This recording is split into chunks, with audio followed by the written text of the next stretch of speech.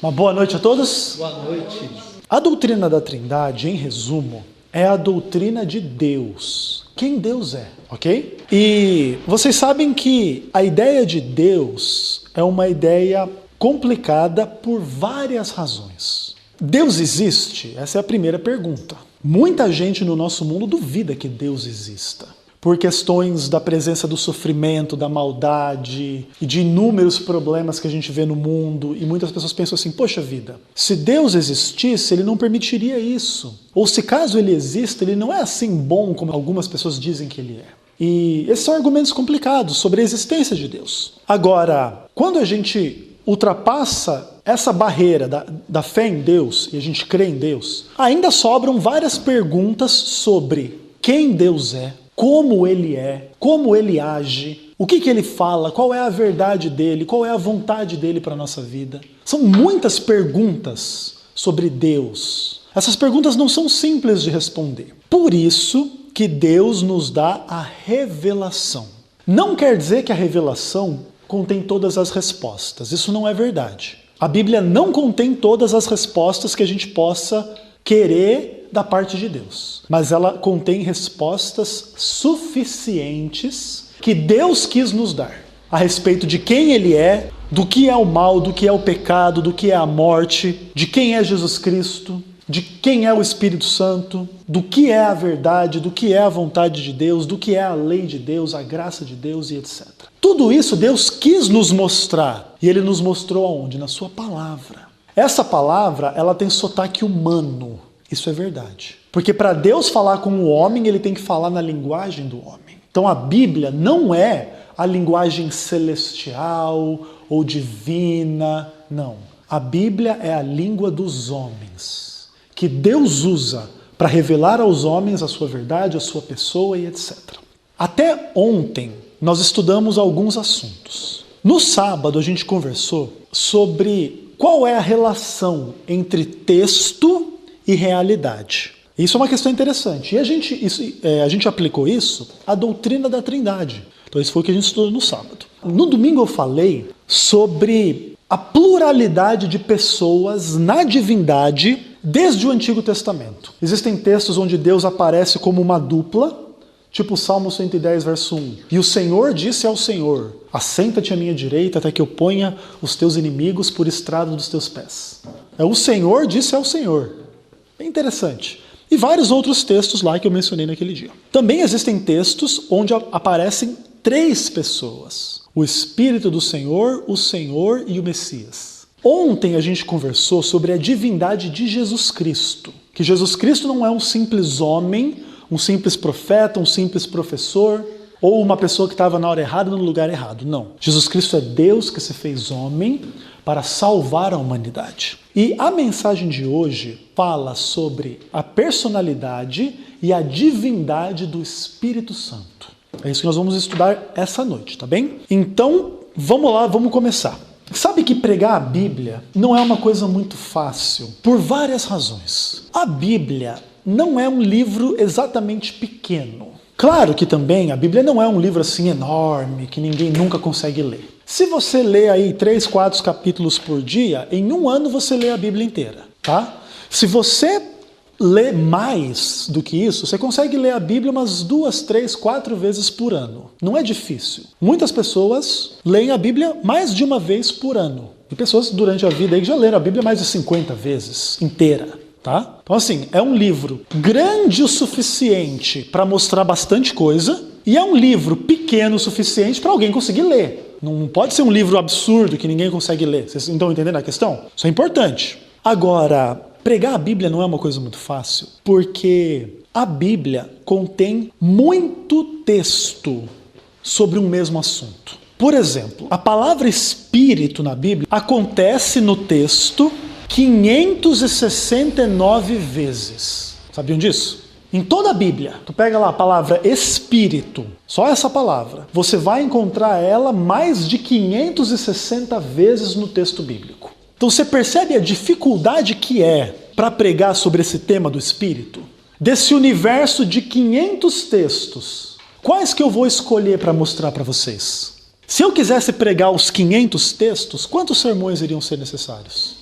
sei lá, se eu pregasse assim uns 10 por sermão, cada texto eu pego 10. Eu ia gastar aí, sei lá, 50 sermões. Só para pregar os textos que falam do Espírito. E eu estou mostrando isso para vocês terem um pouco da dimensão do problema que é, às vezes, a gente estudar um tema. E esse é só um tema dentre todos os outros que a Bíblia diz. Tá bom? Imagina quantas vezes a Bíblia fala Deus. Milhares de vezes. Então vocês têm que ter piedade de mim, tá? Misericórdia de mim. Eu não vou conseguir botar tudo isso na cabeça de vocês. Eu queria mostrar algumas coisas para vocês na Bíblia essa noite. E vamos começar abrindo a Bíblia em Gênesis capítulo 1.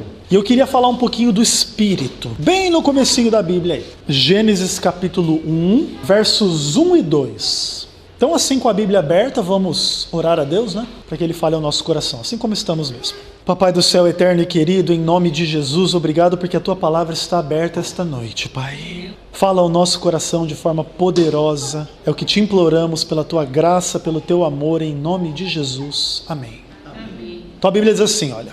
No princípio criou Deus os céus e a terra. Verso 2. A terra, porém, estava sem forma e vazia. Havia trevas sobre a face do abismo, e o Espírito de Deus pairava sobre as águas. O Espírito nesse texto é algo que Deus possui, é algo que Deus tem, é o Espírito de Deus. E às vezes se fala do Espírito em relação à humanidade como algo concreto ou como algo metafórico. O que é isso? Algo concreto é essa coisa da respiração, é o fôlego de vida, é algo concreto. É isso que a gente inspira e que a gente expira, é uma coisa bem concreta. Por outras vezes se fala do Espírito como uma coisa metafórica, como assim, por exemplo, o estado de espírito.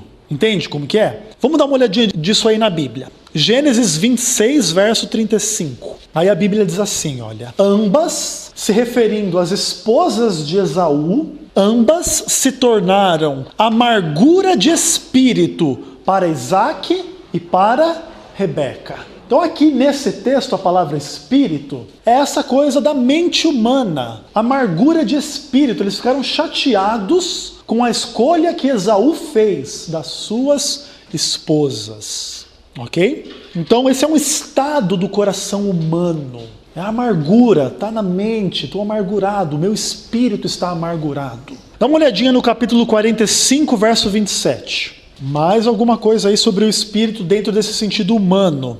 E o verso 27 a Bíblia diz assim: porém, havendo-lhe eles contado todas as palavras que José lhes falara, e vendo Jacó seu pai os carros que José enviara para levá-lo, reviveu-se-lhe o espírito. Jacó estava triste, estava achando que José tinha morrido. E aí os filhos dele vão lá falar com ele: pai, vamos descer para o Egito porque José está vivo e José está lá. Aí ele estava triste. Ele tinha pensado que José estava morto. E aí ele olha os carros e vê tudo preparado para pegar as coisas e sair. E reviveu-se-lhe o espírito. E ele se animou, ele ficou feliz. Uma característica humana, a palavra espírito. Vamos adiante aí. Números capítulo 5, verso 14. Um pouquinho para frente aí. E aqui a gente vai ver que às vezes a palavra espírito, ela está ligada a algo negativo, a algo ruim. A palavra espírito nem sempre está ligada com coisa boa. E no capítulo 5, verso 14, a Bíblia diz assim: e o espírito de ciúmes vier sobre ele, e da sua mulher tiver ciúmes, por ela se haver contaminado, ou o tiver, não se havendo ela contaminado. A Bíblia fala do espírito dos ciúmes, que é uma coisa, inclusive, bastante presente na vida das pessoas. As pessoas têm ciúmes do marido, da mulher, dos filhos, das coisas. O ser humano é meio egoísta, meio possessivo. Isso gera os ciúmes. E a Bíblia liga a palavra espírito a essa característica, o espírito dos ciúmes. Agora, a Bíblia também liga a palavra espírito sobre algo positivo também. Vê lá Deuteronômio, capítulo 34, verso 9. O quinto livro da Bíblia, 34, verso 9. E a Bíblia ali vai falar de Josué 34, 9. Isso, é o último capítulo, lá no finalzinho. Então olha só, Deuteronômio 34, 9, a Bíblia diz assim: Josué, filho de Num, estava cheio do quê? Do espírito de quê? de sabedoria, porque Moisés impôs sobre ele as mãos e etc. Então é o espírito de sabedoria. Então a palavra espírito pode estar ligada a coisas positivas ou negativas. Então vamos pensar: espírito de amor, espírito de fé, espírito de missão, espírito de pregação, espírito de ajudar o próximo, espírito de cuidar bem da sua família, sabe? Espírito feliz, espírito alegre, espírito contente, espírito satisfeito. Coisas boas, é o espírito humano. E o espírito pode estar ligado também a todo tipo de ideia negativa. Espírito assassino, espírito mentiroso, espírito idólatra, espírito falso, espírito imundo, espírito ciumento, tá bom? Tem tudo isso aí. Agora, antes da gente partir para o livro de Atos, que vai ser o foco dessa noite, eu queria ler mais um texto para vocês. João capítulo 4, verso 24. Agora vamos pular lá para o Novo Testamento. João 4, 24. E aqui nós temos uma informação muito importante, muito relevante. Olha só o que a Bíblia diz. Deus é espírito e importa que os seus adoradores o adorem em espírito e em verdade. Lembra de Gênesis 1, verso 2? O Espírito de Deus pairava sobre as águas. Ali, a impressão do texto é que Deus tem um espírito. Nesse texto agora, muda-se um pouco a linguagem para dizer que espírito é a natureza de Deus. Entende a diferença? Em um texto, aparentemente, Deus tem um espírito, no outro ele é espírito. É a natureza dele, ele é um ser espiritual. Uma coisa muito importante quando a gente estuda a Bíblia, se a gente quer entender a Bíblia, é tomar a sério tudo que a palavra de Deus diz. Se em um texto a Bíblia diz que Deus tem um espírito, amém. O Espírito de Deus parava sobre as águas. Ok. Se no outro texto a Bíblia diz que Deus é espírito, amém, a natureza de Deus é espiritual. Não adianta querer ficar caçando confusão entre essas duas coisas, como se uma contradizesse a outra. Não, Deus não é espírito. Deus tem um espírito. Não, Deus não tem um espírito. Deus é espírito. Esse tipo de lógica que algumas pessoas têm está fundamentada em que ideia? Eu não gosto de pensar em duas coisas diferentes. Eu gosto de pensar só em uma coisa. Então eu gosto de pensar que Deus tem um espírito. Eu me apego àquilo. Olha, está escrito aqui. Deus tem um espírito. Aí quando alguém vai e mostra, olha, mas Deus é espírito. Não, isso aí, esse texto aí não é importante. Esse texto aí não está no original.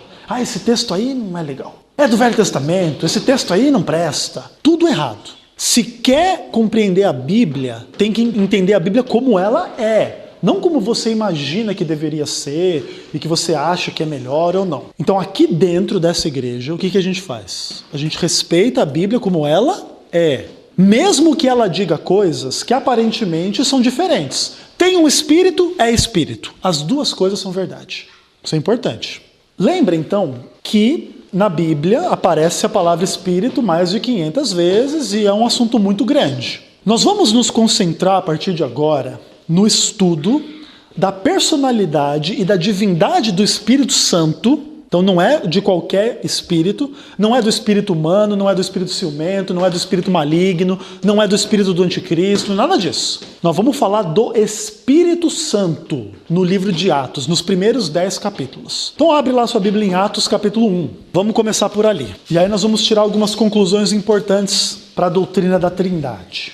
Atos capítulo 1, vamos ler dos versos 1 a 8. A Bíblia diz assim: Escrevi o primeiro livro, ó Teófilo, relatando todas as coisas que Jesus começou a fazer e a ensinar, até o dia em que, depois de haver dado mandamentos por intermédio do Espírito Santo, aos apóstolos que escolhera, foi elevado às alturas. Verso 3. A estes também, depois de ter padecido, se apresentou vivo com muitas provas incontestáveis, aparecendo-lhes durante 40 dias e falando das coisas concernentes ao reino de Deus. E comendo com eles, determinou-lhes que não se ausentassem de Jerusalém, mas que esperassem a promessa do Pai, a qual disse ele: de mim ouvistes. Porque João, na verdade, batizou com água, mas vós sereis batizados com o Espírito Santo, não muito depois desses dias. Então, os que estavam reunidos lhe perguntaram: Senhor, será este o tempo em que restaures o reino a Israel? Respondeu-lhes: não vos compete conhecer tempos ou épocas que o Pai reservou pela sua exclusiva autoridade, mas recebereis poder ao descer sobre vós o Espírito Santo, e sereis minhas testemunhas, tanto em Jerusalém como em toda a Judéia, e Samaria e até os confins da terra. Esse é o começo do livro de Atos. Lucas é o autor desse livro. Ele tinha escrito o Evangelho de Lucas, contando a história de Jesus, tá bom? Ele conta lá tudo o que aconteceu, como Jesus nasceu, viveu, morreu, ressuscitou e etc. Aí ele vai começar o livro de Atos, ele diz assim: olha, depois de ter escrito o primeiro livro, agora eu vim escrever esse. Esse é o segundo livro. E ele fala algumas coisas importantes sobre o Espírito Santo nesse texto. E eu quero que vocês percebam duas coisas sobre o Espírito Santo. Às vezes, ele parece ser uma entidade passiva, impessoal, e às vezes ele parece uma entidade ativa e pessoal. Tentem perceber isso comigo no texto, olha só. A Bíblia disse que Jesus, ele deu mandamentos por intermédio do Espírito Santo. Como se o Espírito Santo fosse um tipo de instrumento usado por Jesus. Eu te mandei um e-mail por meio da internet. A internet é passiva, a internet não é uma pessoa. A internet é um instrumento que eu usei para te mandar um e-mail. Tá entendendo a questão? Jesus deu mandamentos aos discípulos por intermédio do Espírito Santo. Aparentemente, ele é um instrumento, ele é um poder, ele é uma força, ele é passivo. Ele é somente um meio através do qual Jesus age. Dá para entender isso no texto? Jesus deu mandamentos por meio do Espírito Santo. Uma outra questão. Nesse texto de Atos, foi prometido que as pessoas seriam batizadas com o Espírito Santo. É o batismo com o Espírito Santo. Esse é um tema separado, mas nesse caso também, como se eu recebo um batismo com ele, mas não é uma coisa assim... Se ele dissesse assim: e sereis batizados pelo próprio Espírito Santo, talvez seria uma coisa um pouco mais pessoal. Batismo com o Espírito, eu coloco esse texto na categoria de um texto um pouco mais impessoal. Como se o Espírito Santo fosse um instrumento do batismo. Como nós somos batizados com água. A água não é uma pessoa. A água é o meio que a gente usa. Então a gente joga a pessoa dentro da água, batizou com água. Então batizar com o Espírito Santo seria uma coisa mais ou menos assim. Imergir a pessoa na influência de um Espírito Santo. Mas não é uma coisa assim muito direta. Agora, também nesse texto, a Bíblia diz assim: e recebereis poder ao acontecer o quê? Ao descer sobre vós o Espírito Santo, no verso 8, certo? Recebereis poder ao Espírito Santo descer. E aqui você já tem uma indicação de que o Espírito Santo é uma pessoa que age, ele desce, ok? Uma primeira indicação, ela ainda é uma indicação sutil, é algo que desce, é algo que age. Ele pratica a ação do verbo, ele desce sobre os discípulos e dá poder aos discípulos para eles pregarem o evangelho em todos os lugares, tá bom? Então dá uma olhadinha aí, Atos 1, verso 16. E a Bíblia diz assim: irmãos, convinha que se cumprisse a Escritura, que o Espírito Santo proferiu anteriormente por boca de Davi acerca de Judas, que foi o guia daqueles que prenderam Jesus. Nos textos que a gente leu antes, aparentemente o Espírito Santo é o instrumento usado por Jesus, através do qual ele envia mandamentos e ele batiza. Agora, nesse texto, Davi é o instrumento pelo meio do qual o Espírito Santo fala. Não é interessante? Ele agora é a pessoa usando Davi para falar verdades a respeito de Judas, que só ia viver 1000 anos depois de Davi. E o Espírito Santo já estava lá com Davi, falando por boca de Davi. Agora dá uma olhadinha no capítulo 2, verso 4. Texto interessante também, a Bíblia diz assim, falando dos discípulos: todos ficaram cheios do Espírito Santo e passaram a falar outras línguas, segundo o Espírito lhes concedia que falassem. Nesse texto você tem as duas ideias. Eles estão cheios do Espírito Santo, como se o Espírito Santo fosse assim, né? O líquido que você bebe, ficou cheio dele, né? Uma fumaça que te envolve, uma glória, um poder, um pouco dessa impressão, assim, sabe? Estou encharcado com o Espírito, como se ele fosse uma água, uma substância. E os discípulos estavam cheios do Espírito e começaram a falar outras línguas, segundo o Espírito concedia que eles falassem. Não é só um ser impessoal, um poder, uma glória, uma substância. É o Espírito que concede o dom de falar em línguas. Pedro nunca tinha estudado alemão, vai lá e fala alemão. Filipe nunca tinha estudado japonês, vai lá e fala japonês. Olha o poder. Interessante, né? E quem é que concede esse dom? O Espírito Santo, é o Espírito que concede. Então, nesse texto de Atos 2, verso 4... o Espírito é apresentado tanto como um ser impessoal, entre aspas, você é cheio dele, você é cheio de uma pessoa, é meio esquisito, né? Como se fosse uma substância e ao mesmo tempo ele é uma pessoa que concede o dom. As duas coisas. Ok, então vamos passar para frente. Atos 5, versos 30 a 32. E aí nós vamos construindo assim a ideia sobre o Espírito Santo. E a Bíblia diz assim, olha: o Deus dos nossos pais ressuscitou a Jesus, a quem vós matastes pendurando-o num madeiro. Deus, porém, com a sua destra, o exaltou a príncipe e salvador, a fim de conceder a Israel o arrependimento e o perdão dos pecados. Ora, nós somos testemunhas destes fatos, e bem assim o Espírito Santo, que Deus outorgou aos que lhe obedecem. Nesse texto também, o Espírito Santo é apresentado como uma pessoa, ele é testemunha e também apresentado como um presente, um dom que Deus dá aos homens. Deus concedeu o Espírito àqueles que lhe obedecem. Então você percebe que em vários textos isso acontece? Ele é um princípio ativo e passivo. Ativo e passivo. E o fato do Espírito ser testemunha é muito interessante. A Bíblia fala do Espírito Santo no batismo de Jesus. O Espírito Santo foi testemunha, ele estava lá. A Bíblia diz do Espírito de Deus, vamos pensar, né? O Espírito Santo e o Espírito de Deus sejam a mesma pessoa, a mesma entidade.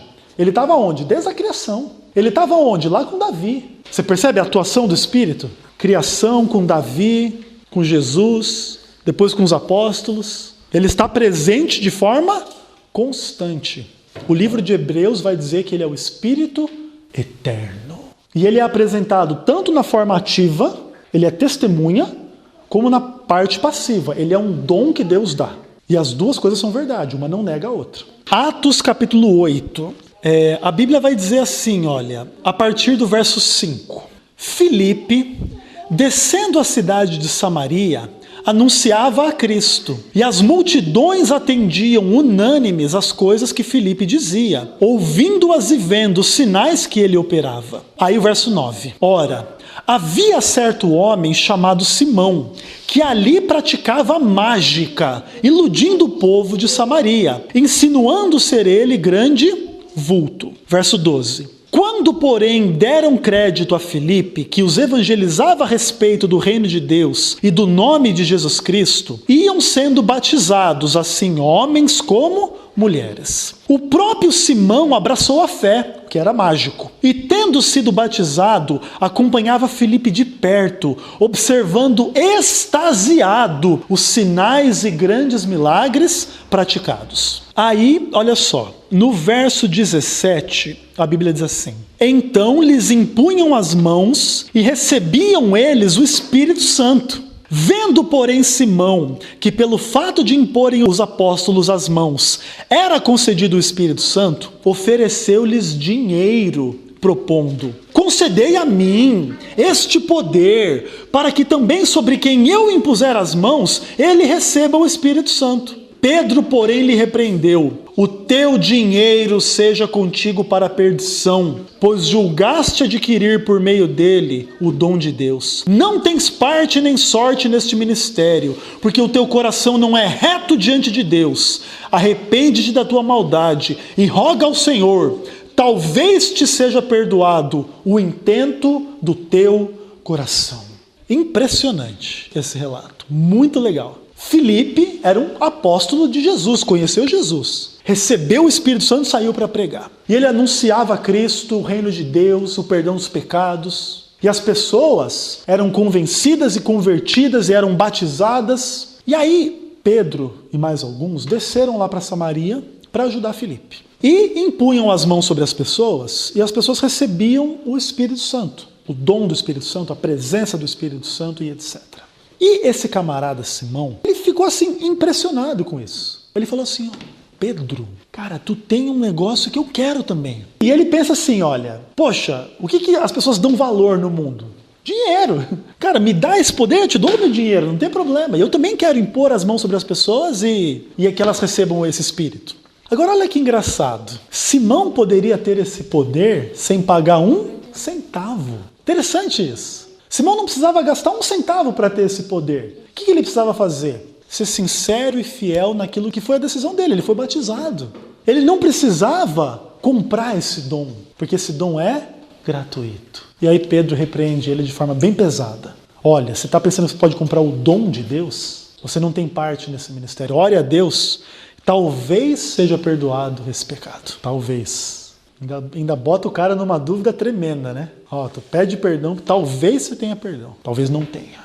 Porque não é assim que funciona com Deus. Não é com dinheiro. E aqui está uma repreensão tremenda para o mundo evangélico em geral. Tu vai num culto evangélico em geral, se o culto dura 1 hora, é 50 minutos pedindo dinheiro, 10 minutos cantando uma música. Tudo em nome também do Espírito Santo. Dinheiro rolando. Bem complicado isso. Nossa igreja não é melhor, não sou melhor que ninguém. Mas prestem um pouco de atenção nesse fato. E deem uma estudadinha na Bíblia, para ver que a coisa é pesada. Então, o texto de Atos 2 fala da gratuidade do Espírito Santo, que ele é um dom de Deus. Já é um texto um pouco mais impessoal. E olha aí o verso 26 a 30 do capítulo 8. 26 a 30 de Atos 8. Depois disso, Filipe, estava lá com esse Simão, aí ele sai, aí a Bíblia diz assim: um anjo do Senhor falou a Filipe dizendo: dispõe-te, vai para o lado do sul, no caminho que desce de Jerusalém a Gaza. Este se acha deserto. Se levantou e foi. Eis que um etíope, eunuco, alto oficial de Candace, rainha dos etíopes, o qual era superintendente de todo o seu tesouro, que viera adorar em Jerusalém, estava de volta e assentado no seu carro, vinha lendo o profeta Isaías. Então disse quem? O Espírito a Filipe: aproxima-te desse carro e acompanha-o.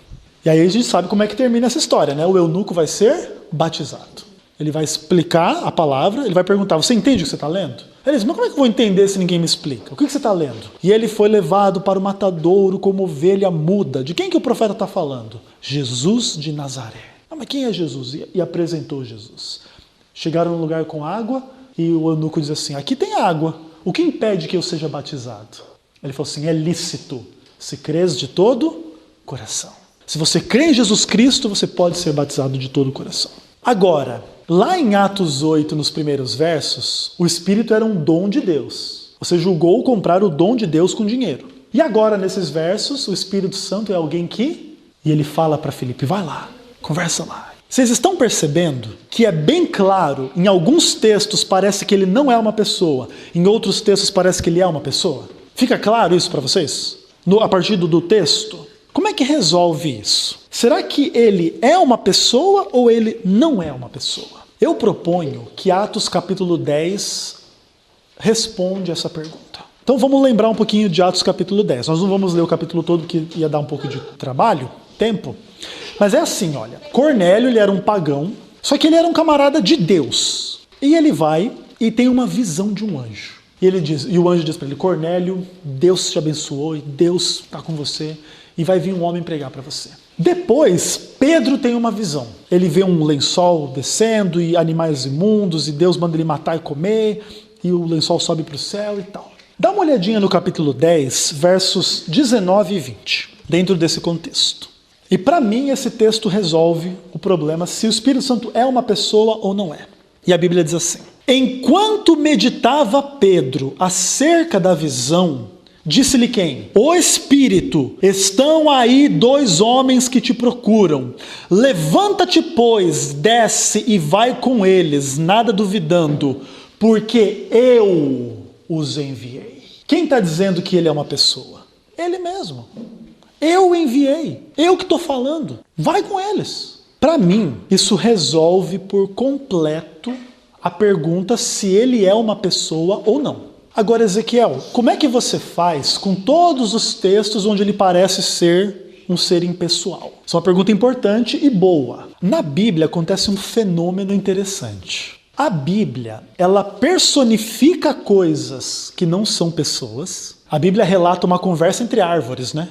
E uma árvore, o cedro, era mais robusta e falou mal da outra. É uma história moral para ensinar um ponto. A árvore não conversa, a árvore não é pessoa. Mas a Bíblia usa essa linguagem para contar uma história, dar uma lição de moral, para contar alguma coisa, ok? Isso não quer dizer, porque a árvore está falando que a árvore é ser pessoal. Não. Aquilo é uma figura de linguagem. Agora acontece um outro fenômeno interessante na Bíblia. Pessoas são descritas de forma impessoal. Seres pessoais são descritos como objetos. E eu vou dar exemplos que vão ficar bem claros para vocês. Bem claros. Jesus Cristo é uma pessoa ou não é? Ele é uma pessoa? Aí ele diz assim, eu sou a porta das ovelhas. Porta é pessoa? A Bíblia usa essa imagem para falar de Jesus, não usa? Que Jesus é a porta. Mas está querendo dizer que ele não é uma pessoa? Não. Só está ilustrando o fato de que é através de Jesus que a gente entra no reino de Deus. Ele é que faz essa ponte entre o reino de Deus e o mundo dos homens. Ele é a porta.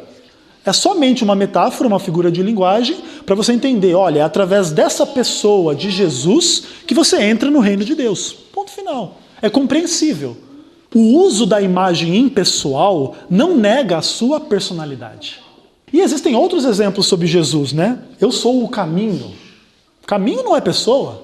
Caminho é um pedaço de terra que você anda. Essas imagens sobre Jesus não negam a sua personalidade, apenas mostram que são metáforas para você entender. Você tem que andar com Jesus, ele é o caminho. Você tem que estar com ele. É bem simples de entender. O próprio Deus, a Bíblia diz, Deus é fogo devorador. Mas Deus não é uma pessoa? A Bíblia diz, eu sou o Senhor teu Deus. É ele. É uma pessoa, é Deus. Mesmo que se use imagens impessoais. A Bíblia fala de Deus como uma pedra, uma rocha. Eis a rocha, suas obras são perfeitas. Mas quer dizer que Deus é uma pedra? Não, quer dizer que se usa uma imagem impessoal para falar da firmeza de Deus. Pedra é uma substância firme, forte, fundamental. E se usa essa imagem da natureza para dizer que Deus é uma pedra, uma rocha inabalável e etc. Dá para entender? Com o Espírito Santo é da mesma forma. Muitas vezes o Espírito aparece como um dom, como se fosse um vapor, um líquido, sabe? Essa coisa de ser batizado com o Espírito, ser cheio do Espírito, porção do Espírito. Quando Elias é arrebatado para o céu, Eliseu, ele queria o quê? Porção dobrada. Ele queria a porção dobrada do Espírito. E, inclusive a gente canta em louvores, né? Porção dobrada do Espírito, ó Senhor, vem nos encher. Faz-nos unidos pela palavra. Essa coisa de, como se ele fosse assim, ó, o Espírito Santo tem uma fração. Eu tenho 2%, tem 4%, tem 10%, tem 20%. Mas nada disso nega o fato de que ele é uma pessoa. Por quê? Porque ele disse, eu os enviei. Eu pessoalmente enviei. Para terminar, Atos 5, versos 1 a 4. E nós vamos ver que o Espírito Santo não só é uma pessoa, como ele é uma pessoa divina. Então, Atos capítulo 5, a partir do verso 1, a Bíblia diz assim: Entretanto, certo homem chamado Ananias, com sua mulher Safira, vendeu uma propriedade, mas em acordo com sua mulher, reteve parte do preço, e levando o restante, depositou aos pés dos apóstolos. Então disse Pedro, Ananias, por que encheu Satanás o teu coração, para que mentisses ao Espírito Santo, reservando parte do valor do campo? Conservando-o porventura não seria teu, e vendido não estaria em teu poder? Como, pois, assentaste no coração este desígnio? Não mentistes aos homens, mas a quem? A Deus. No verso 3 ele diz, mentiu para o Espírito Santo. No verso 4 ele diz, não mentiu para homem, mentiu para Deus. Não tem como errar. O Espírito Santo é uma pessoa e é Deus. Ponto final. A partir daqui, amanhã, nós vamos lidar com uma questão que talvez seja a mais difícil e a mais importante. A Bíblia apresenta Deus como Pai, Deus como Filho, Deus como Espírito Santo. Ainda assim, a Bíblia diz que Deus é um. E nós vamos amanhã entender o melhor possível essa dinâmica entre 3 pessoas e um Deus. Essa não é uma dinâmica simples ou fácil, mas pela Bíblia nós vamos entender. Se são 3 pessoas diferentes ou se é a mesma pessoa, que às vezes aparece de uma forma, às vezes de outra, às vezes de outra, talvez vocês não saibam. Tem que estudar, tem que ver na palavra de Deus. Como é que essas coisas se harmonizam? Por quê? Porque Deus é a pessoa mais importante da nossa vida. Ele é o nosso Criador, Ele é o nosso Salvador. Ele é aquele que está com a gente em meio às dificuldades, problemas, tristezas, lutas, pecados, para nos salvar, para mudar a nossa vida, para nos perdoar. De forma que a gente conhecer a Deus é a coisa mais importante. Por isso que a gente gasta tempo falando do Espírito Santo como Deus. Por quê?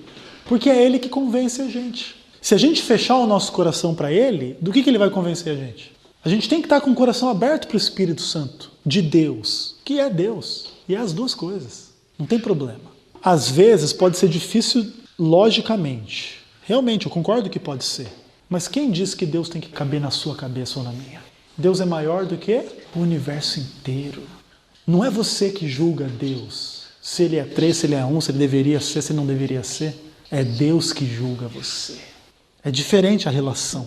E essa noite a gente chegou um pouquinho mais perto de Deus. A partir do simples estudo da Bíblia. Qual é a decisão de vocês em relação a esse assunto? Vocês compreenderam que o Espírito Santo é um ser pessoal e é Deus? Pela graça de Deus, então, essa noite, nós saímos daqui mais pertinhos de Deus. Amém. Esse Deus que é Espírito, que convence a gente, que está com a gente, que anda com a gente. E nós vamos terminar esse culto louvando o nome dele. Amém. Vamos orar a Deus nesse momento. Papai do céu, eterno e querido, em nome de Jesus, muito obrigado pelo Espírito Santo, Pai. Ele é o nosso Consolador, é aquele que nos guia, é aquele que nos mostra toda a verdade e nós queremos andar em toda a verdade, Pai. Amém, Senhor. Na verdade da Tua pessoa, da Tua presença, de quem o Senhor é. E assim, Pai, também queremos andar renovados no nosso coração pelo Teu Espírito, tendo perdão dos nossos pecados, Pai. Transforma a nossa vida, cuida da gente em todos os aspectos, Pai.